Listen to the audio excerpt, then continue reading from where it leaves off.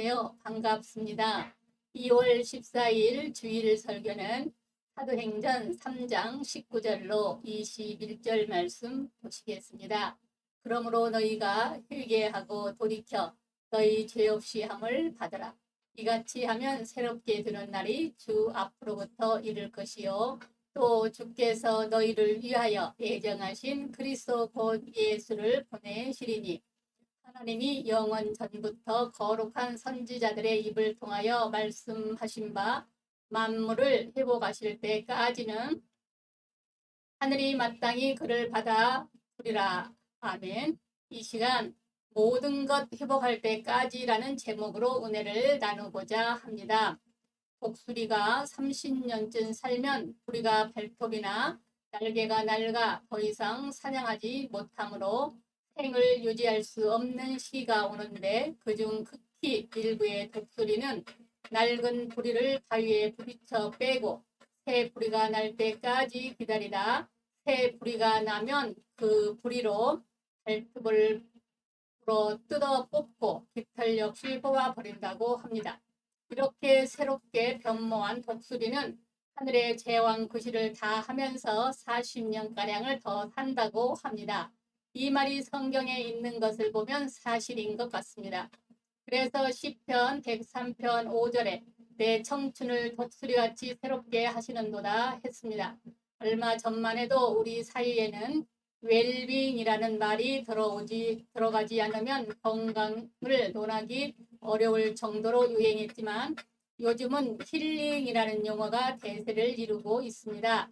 힐링이란 치료나 치유를 뜻하는 영어 단어로 그만큼 현대인들이 지쳐있고 몸과 마음의 치유가 필요하다는 의미이기도 합니다. 그러나 진정한 힐링은 하나님께로부터 옵니다. 진정한 힐링은 어떻게 오느냐? 깨끗이 씻음을 받을 때 옵니다. 그래서 본문 19절에 그러므로 너희가 회개하고 돌이켜 너희 죄 없이 함을 받으라. 이와 같이 하면 새롭게 드는 날이 주 앞으로부터 이를 것이요 했습니다. 회개하면 하나님의 평안을 주십니다.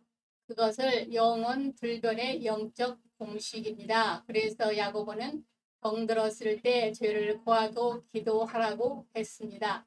이사야 57장 21절에 내 하나님이 말씀에 악인에게는 평강이 없다 하셨느니라 하셨습니다. 시편 66편 18절에도 마음의 죄악을 품으면 주께서 듣지 아니하시리라 하셨습니다. 바울이 사울이었을 때 예수를 핍박하던 삶은 가시체를 발길질하는 삶이었습니다. 다윗도 충신 우리아의 아내를 빼앗고 우리아를 죽였을 때 그의 심령은 진액이 마르고 그의 가정에는 칼이 떠나지 않는 고통이었습니다. 콘스탄티누스 대제는 기독교를 공인하고 국교화한 로마의 왕입니다. 그런 정치적인 갈등으로 아들 크리스파스를 죽인 후 죄책감으로 고민에 빠졌습니다. 신전에 사죄하러 갔지만 신과는 로마 신전에는 사죄의 길이 없다고 하였습니다. 플라톤 철학에 심취하였습니다. 그러나 여기에는 사죄의 길이 없었습니다. 마지막으로 그는 볼도바의 감동 호레아스를 통하여 십자가의 무한의 은혜를 듣고 제자가 되고 비로소 평안을 얻었습니다. 시편 119편 165절에 주의 법을 사랑하는 자에게는 큰 평안이 있으니 저희에게 장애물이 없으리라 했습니다. 예서를 맞는 약복강의 야곱과 같이 자기를 낮추며 하나님을 높이며 경유하시기를 바랍니다. 마음에 죄가 남아있지 않도록 말씀과 성령으로 씻으시기 바랍니다. 그러면 하나님께서 평강 주시고 도와주실 것입니다. 은혜 받으시기 바랍니다. 로마서 14장 17절에 하나님의 나라는 먹는 것과 마시는 것이 아니요 오직 성령 안에서 의와 평강과 희락이라 했습니다. 은혜를 받으면 그것이 천국입니다. 우리가 하나님께 무엇을 드리는 것보다 먼저 은혜를 받는 것이 하나님을 가장 기쁘시게 해드리는 것입니다. 그것은 하나님의 영원한 소원이기 때문입니다. 그래서 누가복음 12장 32절에 적은 무리여 무서워 말라. 너희 아버지께서 그 나라를 너희에게 주시기를 기뻐하시느니라 하셨고, 누가복음 12장 49절로 50절에 내가 불을 땅에 던지러 왔노니 이 불이 이 입이 붙었으면 내가 무엇을 원하리요 하셨습니다. 초대교회처럼 은혜를 사모하시기 바랍니다. 하나님이 주신 평안은 어떤 지각보다 더 뛰어나 다 이길 수 있습니다. 그래서 빌립보서 4장 6절에 아무것도 염려하지 말고 오직 모든 일에 기도와 간구로 너희 구할 것을 감사함으로 하나님께 아뢰라. 그리하면 모든 지각에 뛰어난 하나님의 평강이 그리스도 예수 안에서 너희 마음과 생각을 지키시리라 하셨습니다. 마귀를 대적하시기를 바랍니다. 불안과 불행을 가져다 주는 것이 마귀이기 때문입니다. 그래서 성경은 마귀를 대적하라. 그리하면 너희를 피하리라. 야고보서 4장 7절은 말씀했습니다. 마귀만 떠나면 그것이 하늘나라입니다. 평안합니다. 마귀를 대적하라는 말은 더 강도 높게 신앙생활을 하라는 말씀입니다. 우리가 가만히 있으면 마귀는 자기를 은폐하고 다가와 온갖 도적질하고 죽이는 일을 자행합니다.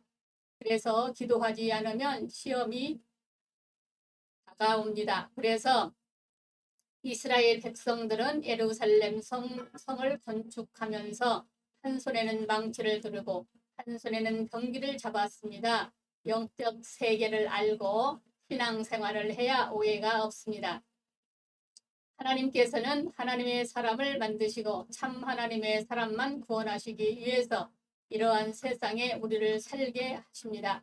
그러므로 시험이 있어서도 그렇지만 없어서도 그 시험을 예방하기 위하여 더욱 강도 높게 신앙생활 하시기 바랍니다. 하나님을 기쁘시게 해야 합니다. 잠언 16장 7절에 사람의 행위가 여호와를 기쁘시게 하면 그 사람의 원수라도 그에 더불어 화목하게 하시느니라 했습니다. 하나님을 기쁘시게 해드리면 하나님께서도 기쁘시게 해주십니다. 에녹을 보세요. 일생 하나님을 기쁘시게 했더니 죽음을 보지 않고 하늘로 올리우셨습니다.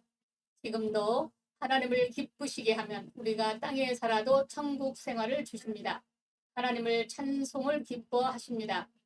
시편 69편 30절에 내가 노래로 하나님의 이름을 찬송하며 감사함으로 하나님을 광대하시다 하리니 이것이 곧 소, 뿔과 굽이 있는 황소를 드림보다 여호와를 더욱 기쁘게 함이 될 것이라. 아멘. 그래서 찬송하는 다윗에게 성령이 임하셨습니다. 그리고 그를 이스라엘의 왕으로 세우셨습니다. 이처럼 찬송하면 성령이 임하시고 영적 권세가 임합니다. 하나님을 순종 기뻐하십니다. 순종이 제사보다 낫고 하나님의 말씀을 듣는 것이 수양의 기름보다 낫습니다. 그리고 하나님은 전도를 기뻐하시고 화목을 기뻐하십니다. 하나님의 뜻을 묻는 것을 기뻐하십니다. 에베소서 5장 10절에 주께서 기쁘시게 할 것이 무엇인가 시험하여 보라 했습니다. 복을 주신다는 말씀입니다. 그래서 전도서 2장 26절에 하나님이 그 기뻐하시는 자에게는 지혜와 지식과 희락을 주시나 주인에게는 노고를 주시고 서로 모아 쌓게 하사 하나님을 기뻐하는 자에게 주게 하신다고 말씀하셨습니다. 하나님만 기쁘시게 해보세요. 우리가 기대하는 것보다 더욱 넘치게 하실 것입니다. 지혜롭게 살려면 잠언 3장 15절로 17절에 지혜는 진주보다 귀하니 내가 사모하는 모든 것으로도 이에 비교할 수 없도다. 그의 오른손에는 장수가 있고 그의 왼손에는 부귀가 있나니 그 길은 즐거운 길이요 그의 지름길은 다 평강이니라. 아멘. 잠언 4장 5절로 6절에도 지혜를 얻으며 명철을 얻으라. 내 입의 말을 잊지 말며 어기지 말라. 지혜를 버리지 말라. 그가 너를 보호하리라. 그의 사랑하라. 그가 너를 지키리라 하셨습니다. 예수님께서 제자들을 파송하시면서 보라 내가 너희를 보냄이 양을 이리 가운데로 보냄과 같도다. 그러므로 너희는 뱀같이 지혜롭고 비둘기같이 순결하라. 마태복음 10장 16절은 말씀하셨는데 이 땅 위에는 여러분을 절망을 빠뜨릴 일들이 많은데 분별하지 못하고 시험에 빠져들기 때문입니다. 나쁜 선택을 해서 하나님의 원망하지 말고 하나님께 감사하시기 바랍니다. 사랑하는 여러분, 성경은 항상 기뻐하라, 쉬지 말고 기도하라. 이것이 그리스도 예수 안에서 너희를 향하신 하나님의 뜻이리라 말씀합니다. 천국은 우리 안에 있습니다. 그러므로 우리가 어떤 상황에서도 아버지의 사랑과 예수 그리스도 안에서 진정한 힐링을 누릴 수 있습니다. 우리 모두 회개하고 은혜 받고 마귀를 대적하고 하나님을 기쁘시게 하고 지혜와 지식이 인도를 받아 하나님의 큰 도우심을 받고 에녹처럼 주님과 동행하는 가장 기쁜 성도들이 다 되시기를 기도합니다. 감사합니다. 우리 주 예수 그리스도의 이름으로 사랑하고 축복합니다. 아멘.